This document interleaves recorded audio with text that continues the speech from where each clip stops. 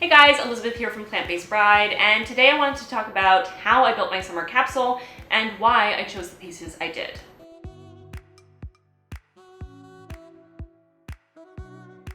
So if you guys haven't already seen my summer capsule wardrobe video, I will link it so you guys can go watch and see all the pieces I'm talking about. But I just wanted to get a little bit more in depth into why I chose the pieces I did and how I went through the process, because I get a lot of questions about how to do it. So whenever I'm starting a capsule wardrobe, there are a couple things that I always consider, and one of those things is the weather, obviously. We do different capsules in different seasons because those different seasons have different weather and you have to dress differently for them. And in Canada, we do have 4 very distinct seasons. And summer in southern Ontario, where I live, Toronto, gets very, very hot and humid. So I need to wear very different clothes. So that's the first thing I look at is the weather. What's it going to be like? What kind of clothes can I tolerate in that weather? I find in Toronto, often I am at least a little bit uncomfortable, whether it's because it's too humid, it's too hot, or it's too cold. So it's not so much being comfortable in the weather, but being the least uncomfortable, if you get what I mean.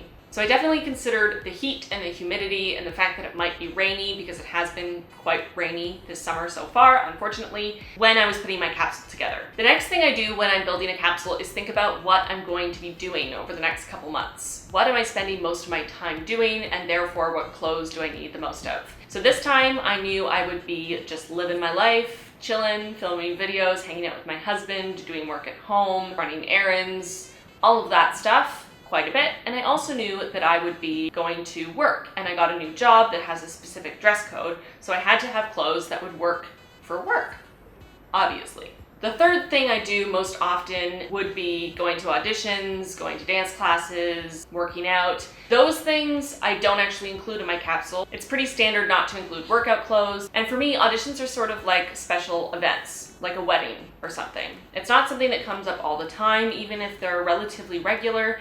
And each audition really requires a very specific outfit depending on the show you're auditioning for, the character you're auditioning for, and what kind of audition you're doing. So for me, audition clothes are not part of my capsule. Now, sometimes I do end up wearing clothes for my capsule for an audition. For example, I had an audition a couple weeks ago, for which I actually have a callback tomorrow, and I have 50 pages of material to learn, so wish me luck. But I ended up wearing the bodysuit for my summer capsule, the high-waisted, light, stretchy jeans, and the faux leather jacket for my summer capsule for my audition, because it fit the character. So you never know when it's going to work out, but a lot of times I end up pulling a little bit of a fancier dress out of my events wardrobe and wearing that for an audition. So starting off with work clothes, where I'm working, it's very casual, but there are a couple dress code things. So I would recommend, if you are building your capsule, to get really clear on what the dress code is from your employer if you aren't already, and make sure that you have enough clothes for how often you're working that fit those comfortably. So for me, basically, I can wear pretty much whatever I want, just so long as if I'm wearing shorts, they're not too short. I wouldn't wear a dress or skirt because of the environment, it just wouldn't make sense.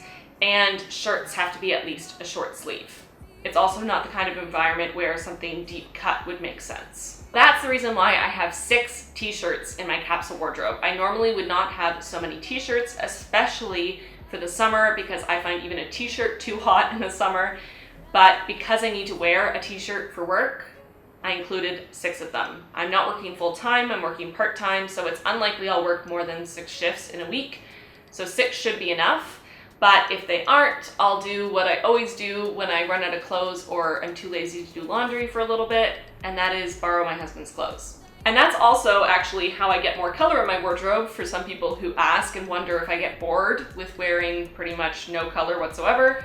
I don't, really, but from time to time, I'll borrow one of my husband's shirts that has color on it, and there you go.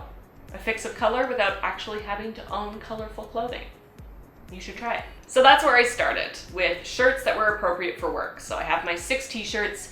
I also picked out bottoms that could work for work. And actually all of the bottoms in my capsule wardrobe are appropriate for my work, which I did so that I had as many options as possible. So all of the shorts in my capsule wardrobe are long enough to be appropriate, and all of the shorts and pants I chose are comfortable enough to wear for an 8-hour shift. The last part of choosing clothes that fit my work was shoes. So this is why I have my black sneakers from Brooks and my polka dotted sneakers from Native Shoes. Those are the 2 shoes I wear most often to work.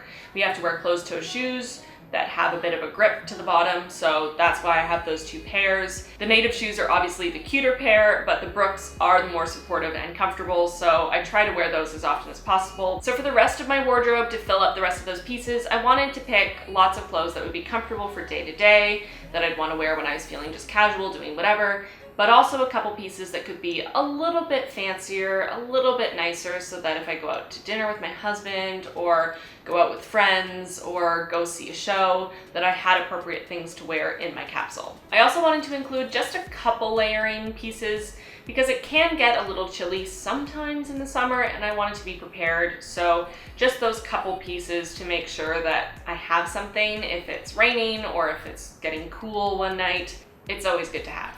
For example, this sweater from Kowtow, I bought it while I was in Calgary. I made a video about it, which I will link here, and it was also in my spring capsule wardrobe, which I will also link here. And it's super comfy, it's pretty thick and warm. Kowtow is an amazing, sustainable, eco-friendly brand. If you're not familiar with them, they are fair trade. I would really recommend checking them out. They are very expensive, but for good reason. My faux leather jacket from Garage that I bought years and years and years ago. I think it's at least been 8 years since I got this jacket. It works with just about every outfit and it adds a little bit of an edginess and obviously keeps me a little warmer if I need to. This reminds me of something that I wanted to mention, and I mentioned this in the description of my summer capsule, and I've mentioned it before, but I want to reiterate. I'm very pro fair trade fashion, slow fashion, sustainable fashion, and very anti sweatshops and fast fashion. So it may surprise you to see that a lot of the pieces I have are from fast fashion places like Garage, H&M, Zara. Yes, I own those pieces, but all of them were purchased before I discovered the whole concept of fair trade and slow fashion and sustainable fashion, and I'm wearing them out because that seems like the best thing to do. Because the most sustainable way you can dress yourself is to wear the clothes you already have. And the next best thing is shopping secondhand, and the next best thing is to shop sustainable and eco-friendly brands. For example, this jacket that I've literally had for 8 years, I'm gonna keep wearing it until it falls completely apart because that's the most sustainable thing I can do. This t-shirt I included for work purposes. It is the most basic t-shirt in the world. It's actually a men's crew neck tee from Calvin Klein. I have this oversized gray t-shirt. This I also thrifted. It is also a men's t-shirt. I think it's a large. I have my Stay Home Club shirt. My sister actually got this shirt for me. It is also covered in cat hair. I probably shouldn't leave my clothes on a couch before I film a video because my cats will climb on the pile. Stay Home Club is a fun brand. This is their logo, and I thought it was fun because it was a girl in the middle of cats, and as you guys know, I love cats, so it's a great shirt for me. I also love to stay home, so there's that. Then I have this guy. It is a pocket tee from Aritzia. I've had this shirt for years. This is one of my favorite t-shirts of all time. It is a double V, so V at the front and the back, t-shirt from Anthropologie when I worked there. It is very, very soft modal fabric. I have this gray t-shirt. This is from Aritzia. It's just pretty straightforward. Then I have these jean shorts. These are actually Levi's that I thrifted and chopped into shorts that were a lot longer than most jean shorts you can normally get. They were high-waisted jeans, so they fit in a really nice spot. I also bought them a couple sizes bigger than I normally would so that they were really loose-fitting and comfortable to wear for hours on end.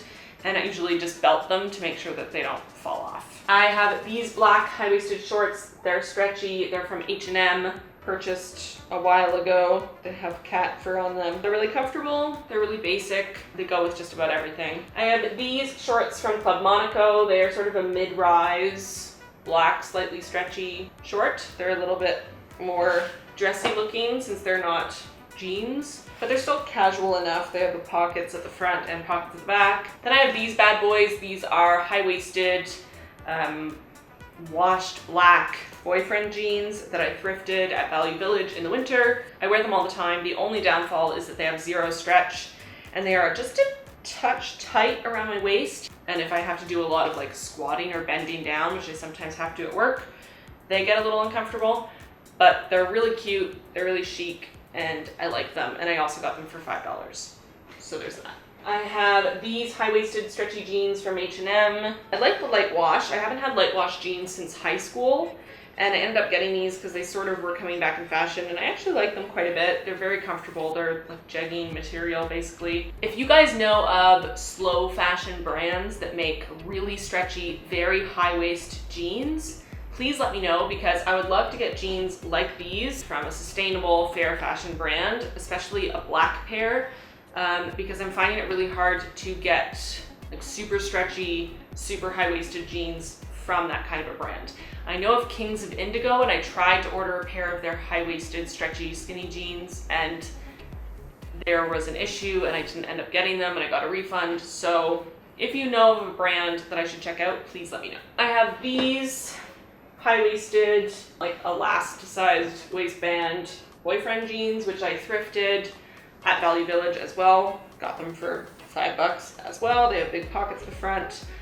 They're a bit big for me, and because they don't have a belt loop, that's a little frustrating because I can't wear a belt with them. So I do find if I put anything in my pockets, they'll start to slide down, but they're super, super comfortable, and I like them.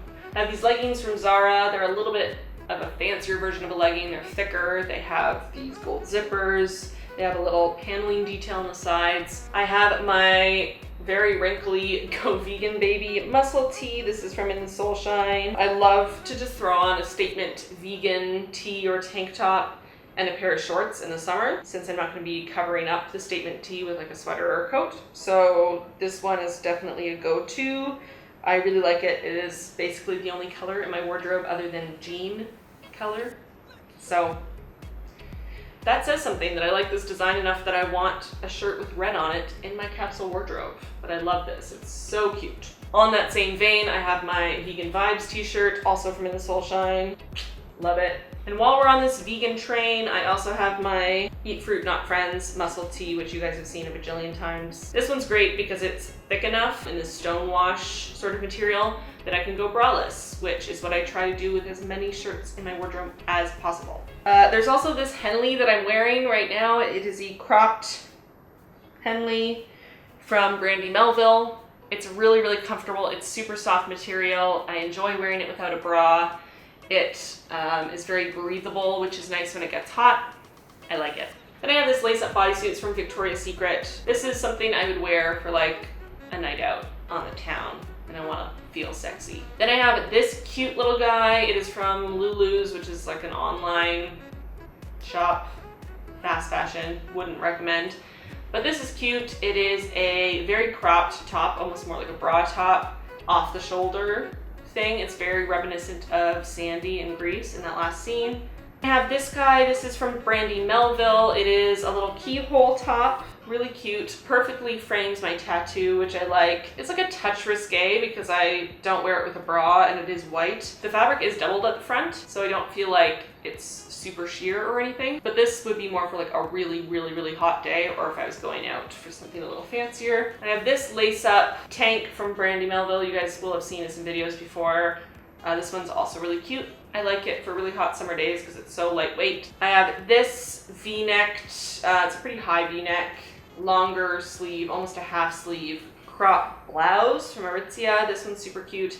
This is something I would wear going out for dinner, going to see a show or something, with a pair of jeans. I also have this gray tank top, which I can't find right now. I think it's in the dirty laundry. I really wish it wasn't from Brandy Melville because I would totally buy it again and in other colors, and by colors I mean black and white, because I really like it. Unfortunately, it is from Brandy Melville, so that's not a company I will continue to support.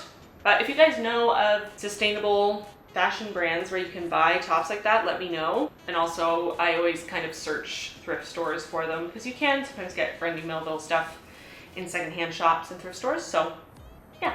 Then I have this gray dress. This is a t-shirt dress from Aritzia. It's really, really lightweight.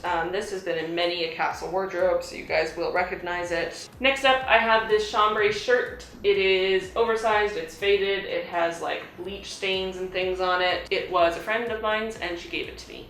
That's also a great way to get clothing in a sustainable way. I have this romper. I actually DIY'd this romper a little bit. I've had this romper for a long time. I'll include a picture of what it looked like before, but it actually had the same lace material from the back on the front across this part, and it was pretty high, and it just didn't like it anymore. I didn't find it flattering. So I just cut that front piece out. And now I really want to wear this romper all the time because it's cute again. I like the lace in the back. And now that the front is just open and free, I think it's a lot more flattering and cute. It also shows off my tattoo, which is a common theme in the summer. Well, all the time, but especially in the summer when I can kind of get away with it. I like to show off my tattoo if I can. If you want to know more about my tattoo, you can check out the video I made here. As far as shoes, I already talked about sneakers. I included flip-flops for when I go to the beach and just like throw it on to quickly go to the grocery store or something. And my Doc Martens for if it rains, because it has been rainy. I also included these bad boys, which I've only included in one video, I think, but they're my wedding shoes. They're a Melissa and Jason Wu collaboration. They're like this lush pink, peachy nude color. They're the same sort of plasticky material as all Melissa shoes, and they smell good. They like bake scents of fruit into their shoes. It's really weird, but kind of great. So those are all the pieces for my summer capsule and a little bit behind why I chose the things I did. I hope this video was helpful in some way or another, or at least kind of interesting to watch. If you guys want more videos about capsule wardrobes or more specific tips on them, if you have any specific questions, please let me know in the comments below. I am planning on filming a lookbook video with the pieces from my capsule wardrobe, so if you would like to see that, please give this video a like. And if you haven't already, subscribe to this channel. I put out new videos twice a week. Follow me on social media and check out my last video right here. Bye guys.